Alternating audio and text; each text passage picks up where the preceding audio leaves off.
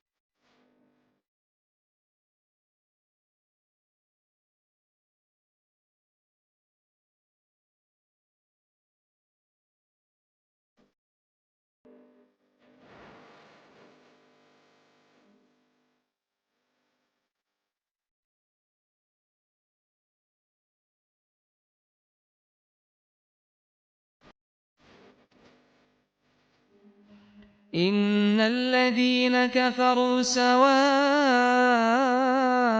عليهم أأنذرتهم أم لم تنذرهم لا يؤمنون. ختم الله على قلوبهم وعلى سمعهم وعلى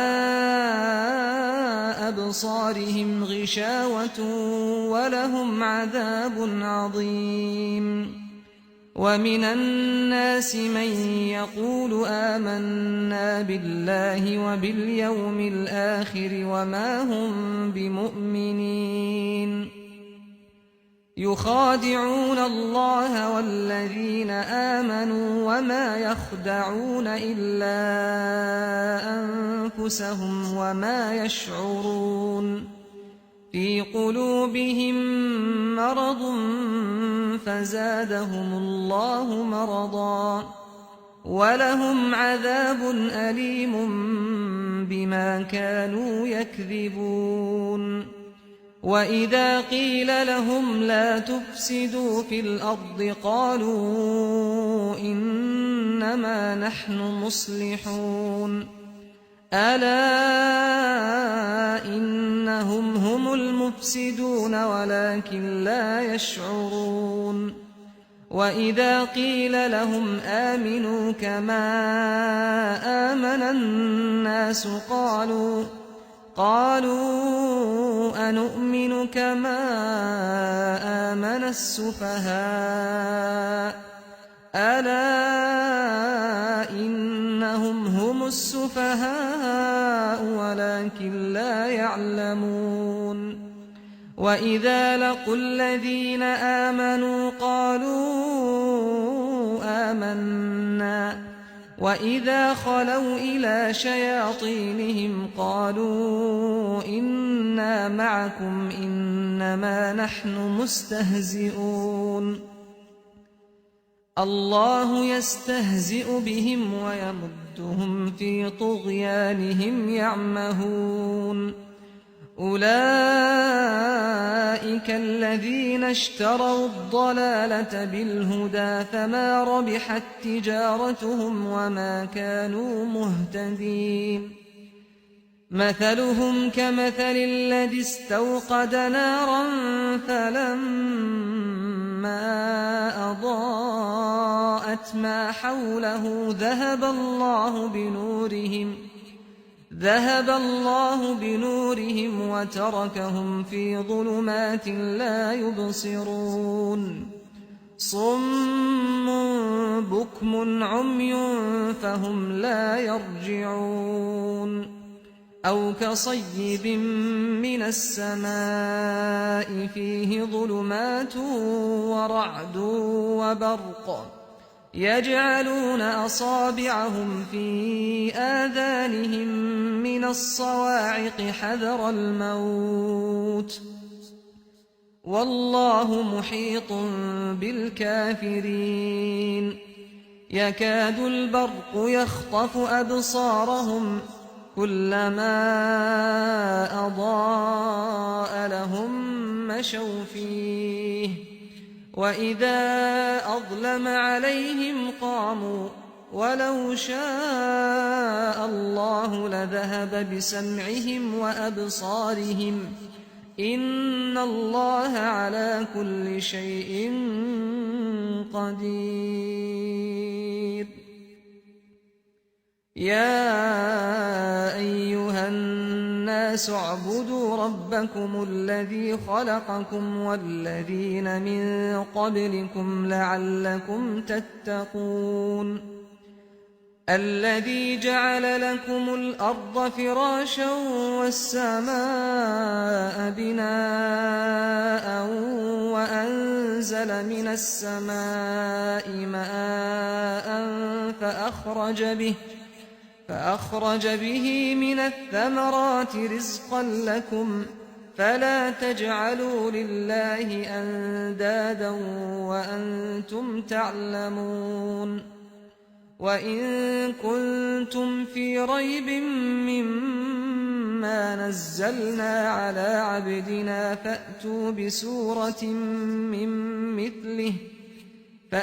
بسورة من مثله وادعوا شهداءكم من دون الله إن كنتم صادقين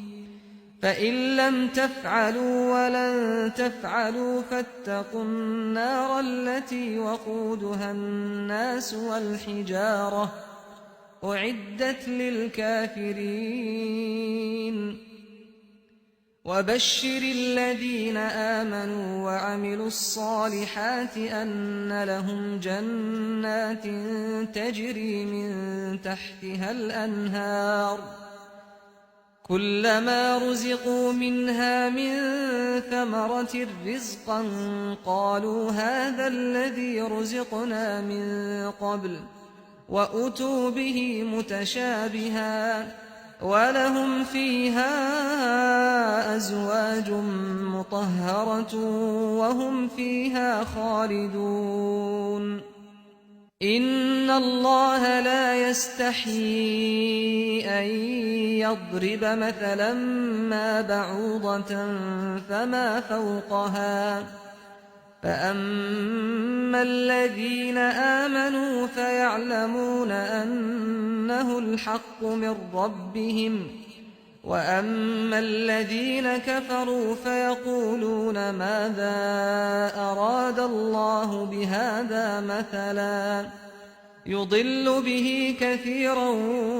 ويهدي به كثيرا وما يضل به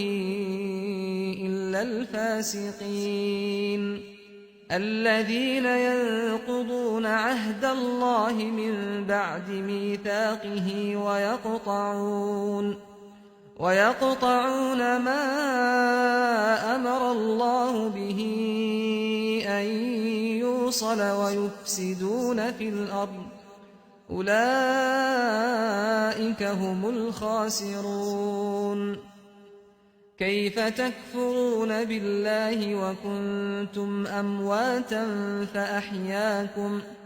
ثم يميتكم ثم يحييكم ثم إليه ترجعون هو الذي خلق لكم ما في الأرض جميعا ثم استوى إلى السماء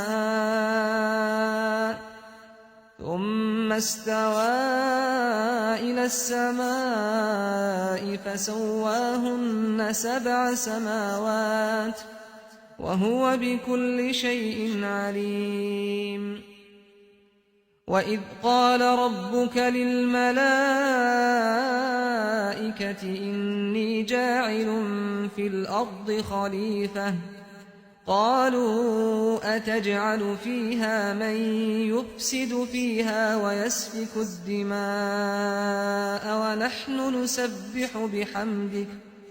ونحن نسبح بحمدك ونقدس لك قال إني أعلم ما لا تعلمون وعلم آدم الأسماء كلها ثم عرضهم على الملائكة فقال أنبئوني بأسماء هؤلاء إن كنتم صادقين قالوا سبحانك لا علم لنا إلا ما علمتنا إنك أنت العليم الحكيم قال يا آدم أنبئهم بأسمائهم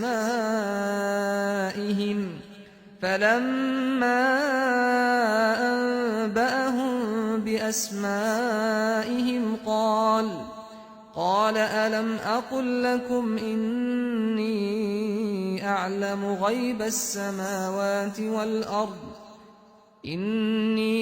أعلم غيب السماوات والأرض وأعلم ما تبدون وما كنتم تكتمون وإذ قلنا للملائكة اسجدوا لآدم فسجدوا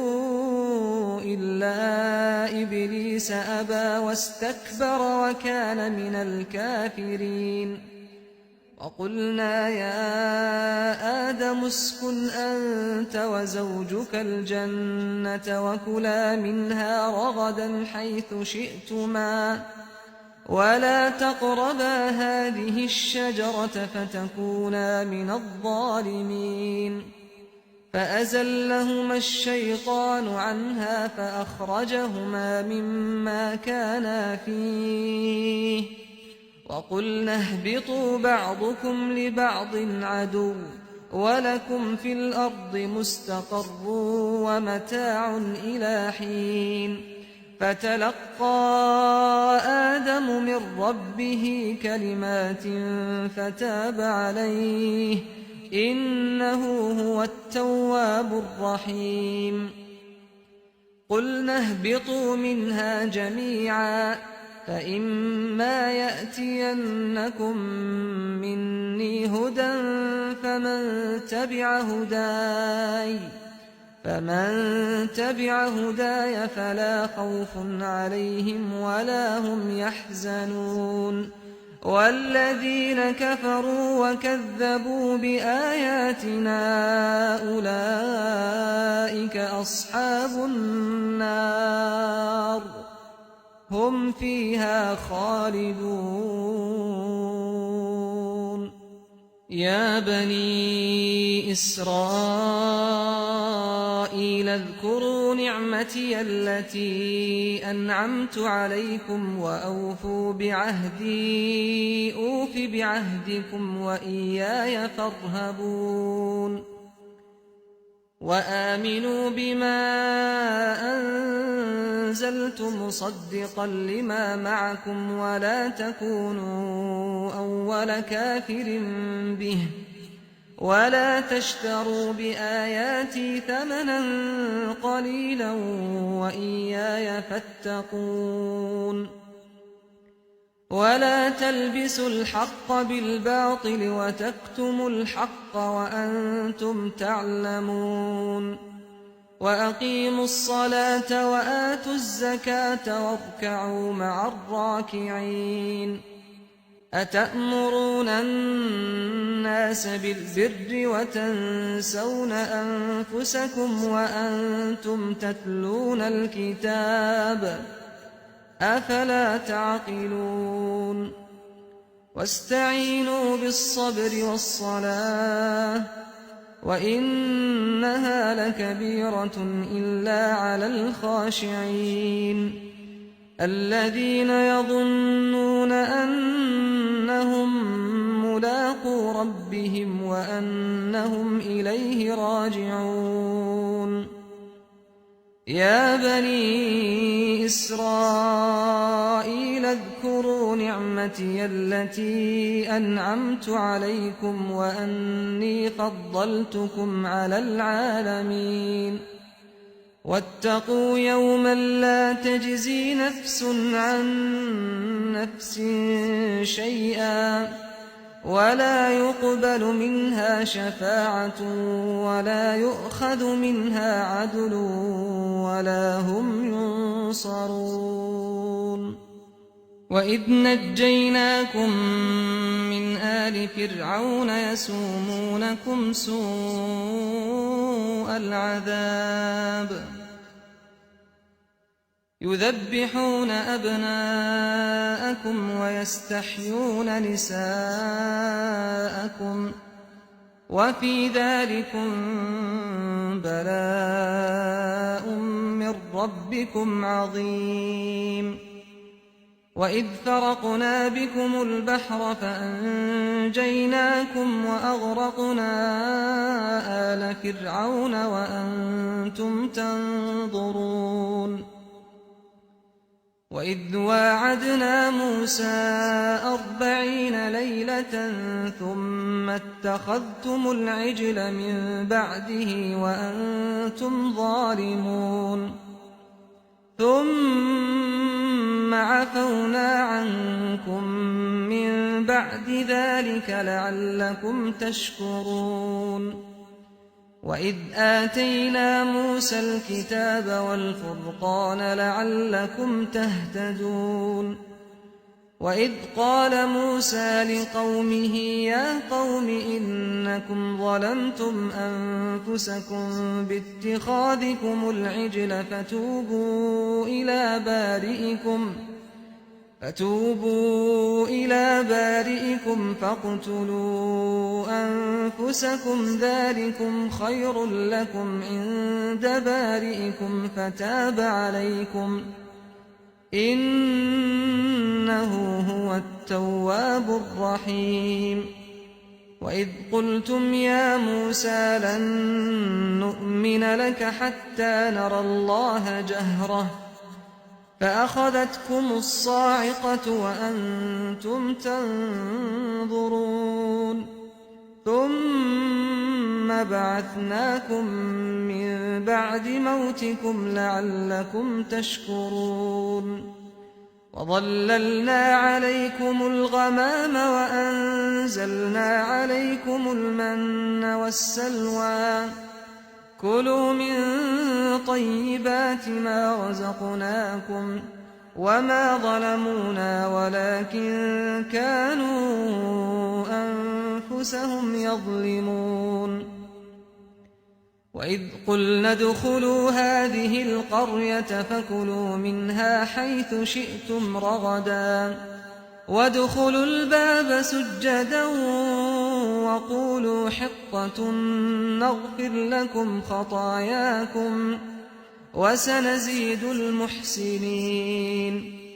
فبدل الذين ظلموا قولا غير الذي قيل لهم فأنزلنا على الذين ظلموا رجزا من السماء بما كانوا يفسقون وإذ استسقى موسى لقومه فقلنا اضرب بعصاك الحجر فانفجرت منه 12 عينا قد علم كل أناس مشربهم كلوا واشربوا من رزق الله ولا تعثوا في الأرض مفسدين وإذ قلتم يا موسى لن نصبر على طعام واحد فادع لنا ربك يخرج لنا مما تنبت الأرض من بقلها وقثائها وفومها وعدسها وبصلها قال أتستبدلون الذي هو أدنى بالذي هو خير اهبطوا مصرا فإن لكم ما سألتم وضربت عليهم الذلة والمسكنة وباءوا بغضب من الله ذلك بأنهم كانوا يكفرون بآيات الله ويقتلون النبيين بغير الحق ذلك بما عصوا وكانوا يعتدون إن الذين آمنوا والذين هادوا والنصارى والصابئين من آمن بالله واليوم الآخر وعمل صالحا فلهم أجرهم عند ربهم ولا خوف عليهم ولا هم يحزنون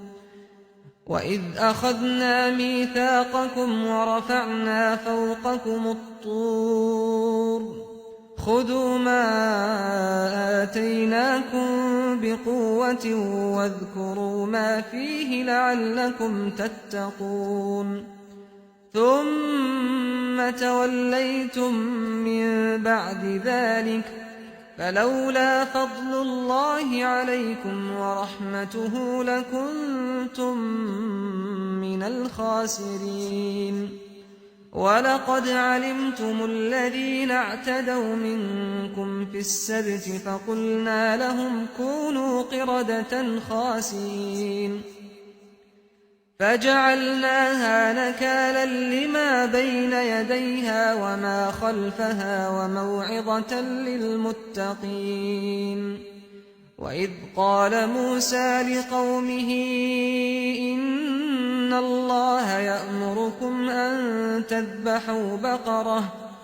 قالوا أتتخذنا هزوا قال أعوذ بالله أن أكون من الجاهلين قالوا ادع لنا ربك يبين لنا ما هي قال إنه يقول إنها بقرة لا فارض ولا بكر عوان بين ذلك فافعلوا ما تؤمرون قالوا ادع لنا ربك يبين لنا ما لونها قال إنه يقول إنها بقرة صفراء فاقع لونها تسر الناظرين قالوا ادع لنا ربك يبين لنا ما هي إن البقرة شابه علينا وإنا إن شاء الله لمهتدون قال إنه يقول إنها بقرة لا ذلول تثير الأرض ولا تسقي الحرث مسلمة لا شية فيها قالوا الآن جئت بالحق فذبحوها وما كادوا يفعلون وإذ قتلتم نفسا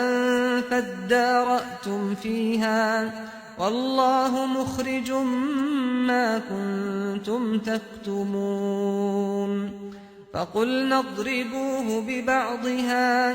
كذلك يحيي الله الموتى ويريكم آياته لعلكم تعقلون ثم قست قلوبكم من بعد ذلك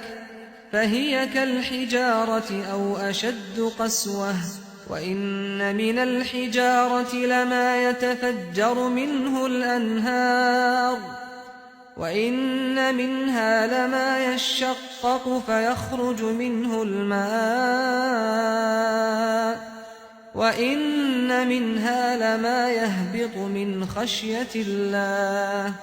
وما الله بغافل عما تعملون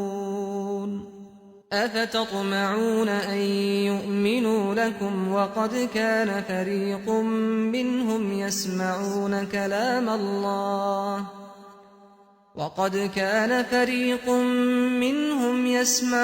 كلام الله ثم يحرفونه من بعد ما عقلوه وهم يعلمون وإذا لقوا الذين آمنوا قالوا آمنا وإذا خلا بعضهم إلى بعض قالوا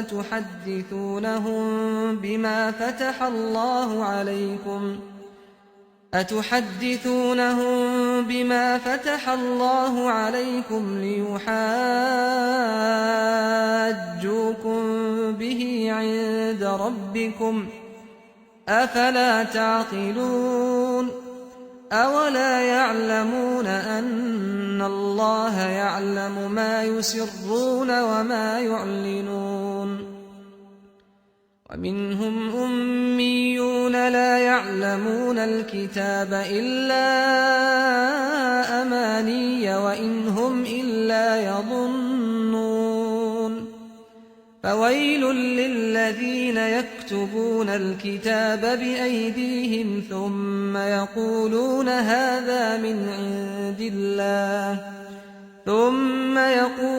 هذا من عند الله ليشتروا به ثمنا قليلا فويل لهم مما كتبت أيديهم وويل لهم مما يكسبون وقالوا لن تمسنا النار إلا أياما معدودة قل أتخذتم عند الله عهدا فلن يخلف الله عهده أم تقولون على الله ما لا تعلمون بلى من كسب سيئة وأحاطت به خطيئته فأولئك أصحاب النار هم فيها خالدون والذين آمنوا وعملوا الصالحات أولئك أصحاب الجنة هم فيها خالدون وإذ أخذنا ميثاق بني إسرائيل لا تعبدون إلا الله وبالوالدين إحسانا وذي القربى واليتامى والمساكين وقولوا للناس حسنا وأقيموا الصلاة وآتوا الزكاة ثم توليتم إلا قليلا منكم وأنتم معرضون وإذ أخذنا ميثاقكم لا تسفكون دماءكم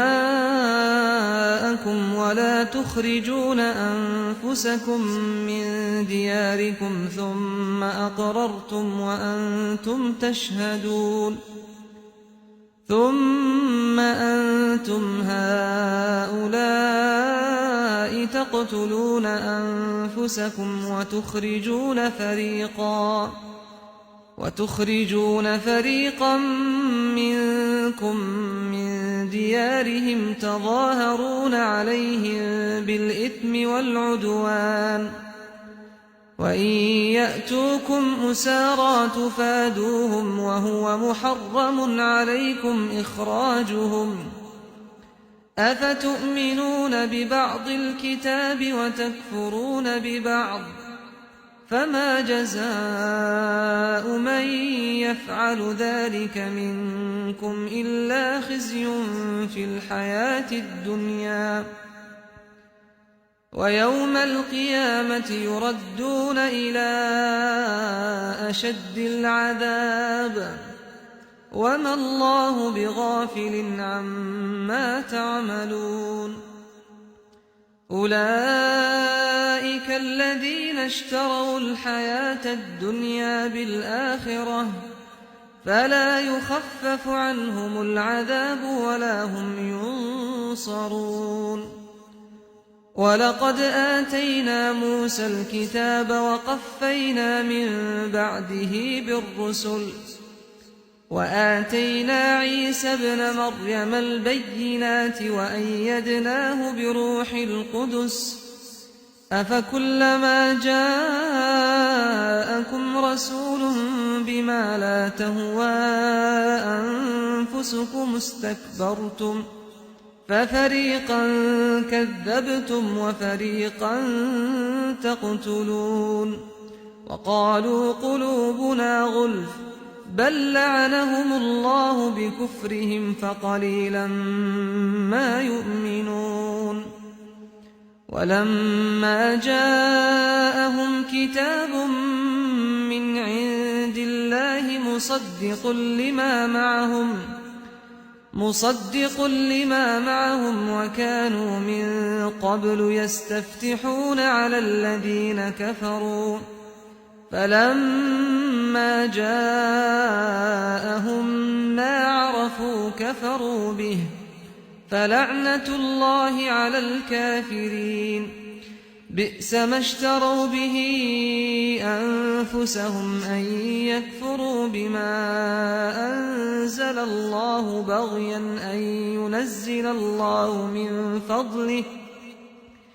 أن ينزل الله من فضله على من يشاء من عباده فباءوا بغضب على غضب وللكافرين عذاب مهين وإذا قيل لهم آمنوا بما أنزل الله قالوا نؤمن بما أنزل علينا ويكفرون بما وراءه وهو الحق مصدقا لما معهم قل فلم تقتلون أنبياء الله من قبل إن كنتم مؤمنين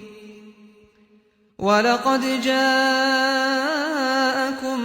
موسى بالبينات ثم اتخذتم العجل من بعده وأنتم ظالمون وإذ أخذنا ميثاقكم ورفعنا فوقكم الطور خذوا ما آتيناكم بقوة واسمعوا قالوا سمعنا وعصينا وأشربوا في قلوبهم العجل بكفرهم قل بئس ما يأمركم به إيمانكم إن كنتم مؤمنين قل إن كانت لكم الدار الآخرة عند الله خالصة من دون الناس فتمنوا الموت إن كنتم صادقين ولن يتمنوه أبدا بما قدمت أيديهم والله عليم بالظالمين ولتجدنهم أحرص الناس على حياة ومن الذين أشركوا يود أحدهم لو يعمر 1000 سنة وما هو بمزحزحه من العذاب أن يعمر والله بصير بما يعملون قل من كان عدوا لجبريل فإنه نزله على قلبك بإذن الله مصدقا لما بين يديه وهدى وبشرى للمؤمنين من كان عدوا لله وملائكته ورسله وجبريل وميكال فإن الله عدو للكافرين ولقد أنزلنا إليك آيات بينات وما يكفر بها إلا الفاسقون أوكلما عاهدوا عهدا نبذه فريق منهم بل أكثرهم لا يؤمنون ولما جاءهم رسول من عند الله الله مصدق لما معهم نبذ فريق من الذين أوتوا الكتاب كتاب الله وراء ظهورهم كأنهم لا يعلمون واتبعوا ما تتلو الشياطين على ملك سليمان وما كفر سليمان ولكن الشياطين كفروا يعلمون الناس السحر وما أنزل على الملكين ببابل هاروت وماروت وما يعلمان من أحد حتى يقولا إنما نحن فتنة فلا تكفر فيتعلمون منهما ما يفرقون به بين المرء وزوجه وما هم بضارين به من أحد إلا بإذن الله ويتعلمون ما يضرهم ولا ينفعهم ولقد علموا لمن اشتراه ما له في الآخرة من خلاق ولبئس ما شروا به أنفسهم لو كانوا يعلمون ولو أنهم آمنوا واتقوا لمثوبة من عند الله خير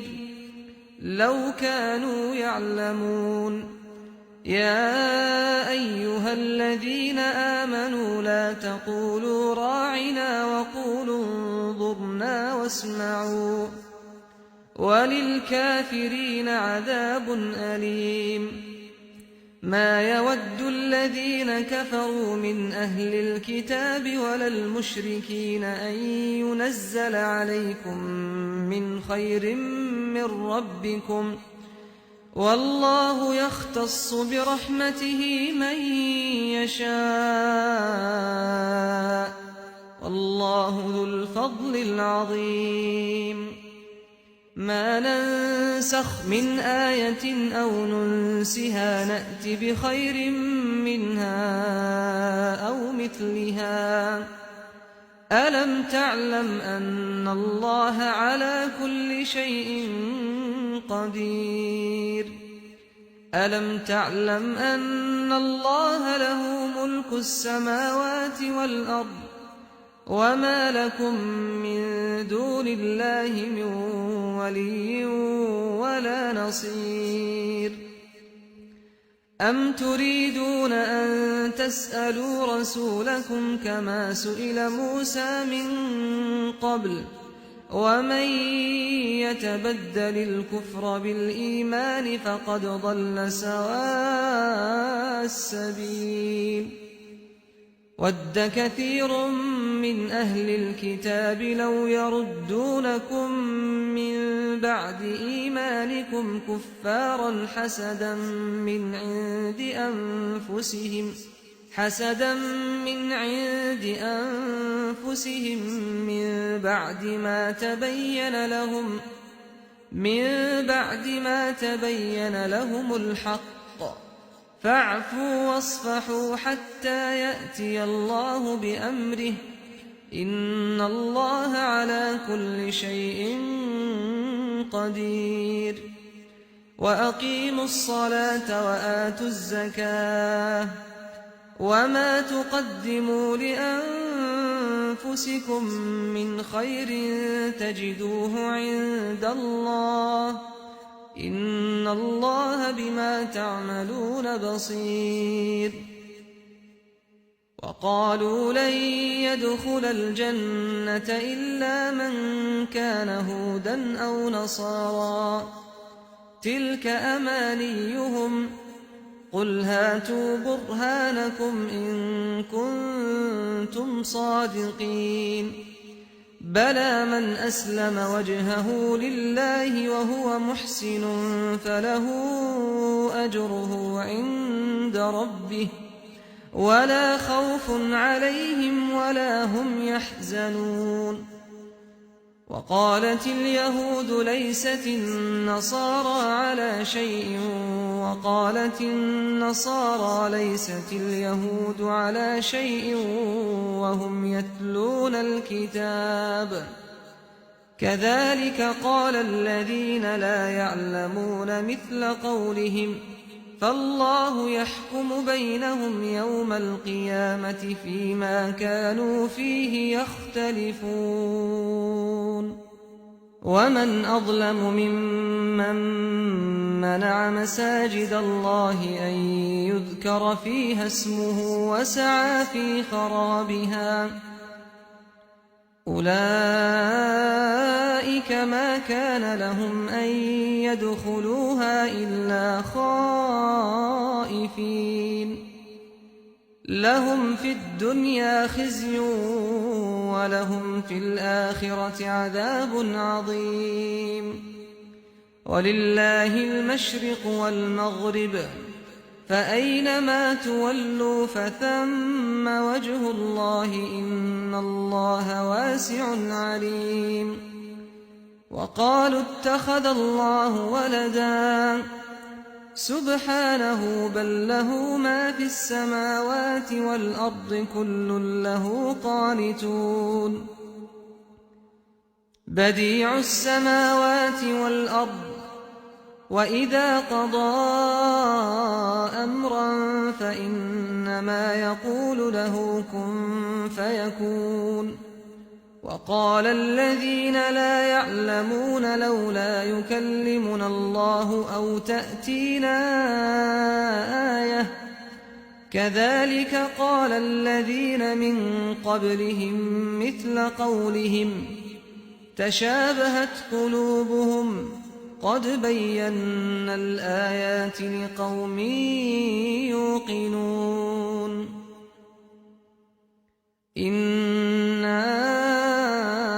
أرسلناك بالحق بشيرا ونذيرا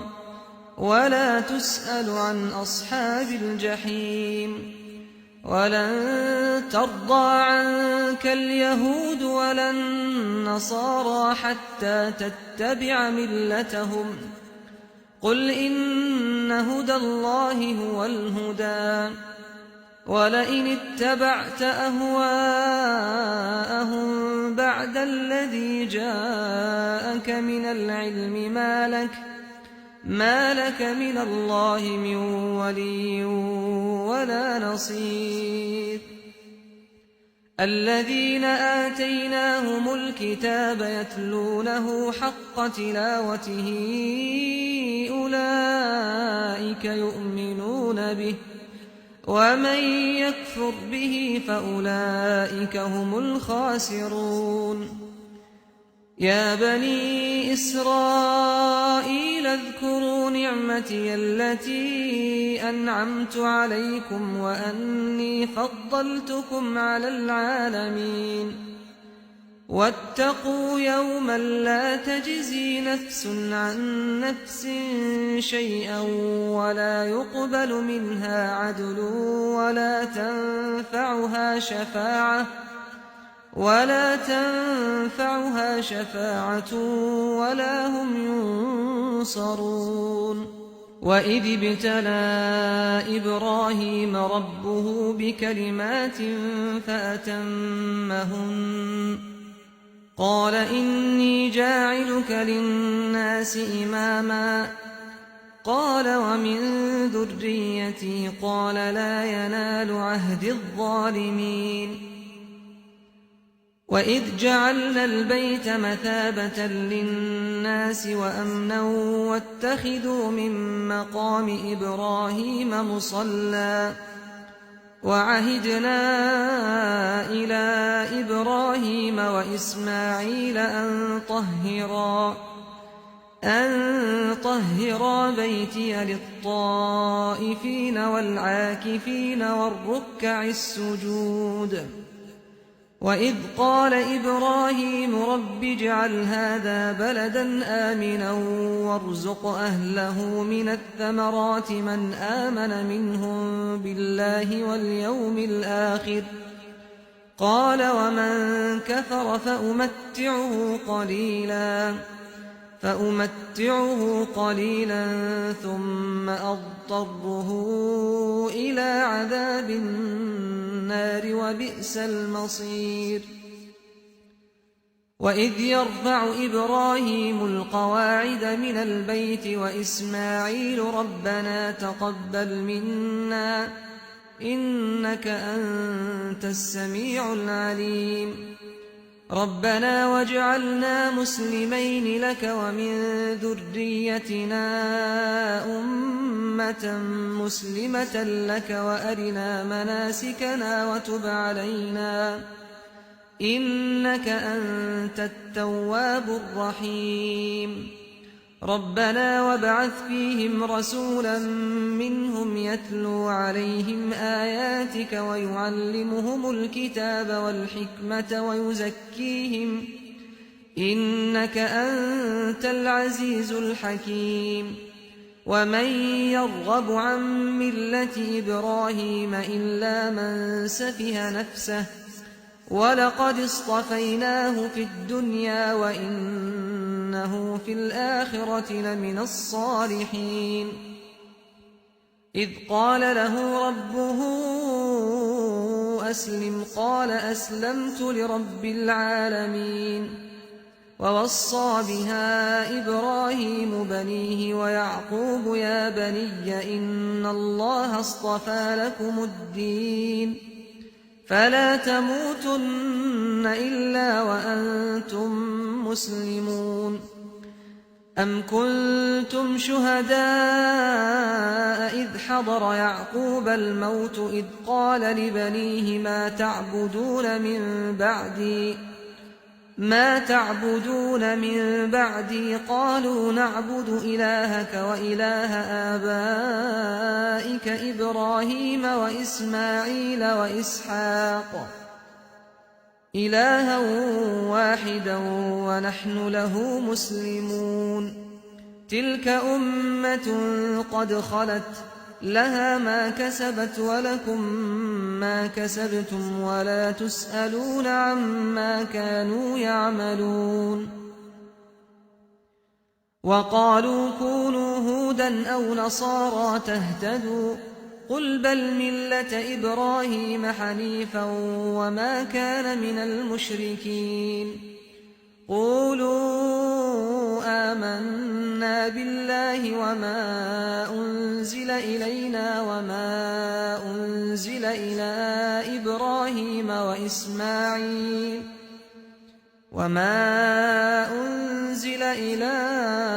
إبراهيم وإسماعيل وإسحاق ويعقوب والأسباط وما أوتي موسى وعيسى وما أوتي النبيون من ربهم لا نفرق بين أحد منهم ونحن له مسلمون فإن آمنوا بمثل ما آمنتم به فقد اهتدوا وإن تولوا فإنما هم في شقاق فسيكفيكهم الله وهو السميع العليم صبغة الله ومن أحسن من الله صبغة ونحن له عابدون قل أتحاجوننا في الله وهو ربنا وربكم ولنا أعمالنا ولكم أعمالكم ونحن له مخلصون أم تقولون إن إبراهيم وإسماعيل وإسحاق ويعقوب والأسباط كانوا هودا أو نصارى قل أأنتم أعلم أم الله ومن أظلم ممن كتم شهادة عنده من الله وما الله بغافل عما تعملون تلك أمة قد خلت لها ما كسبت ولكم ما كسبتم ولا تسألون عما كانوا يعملون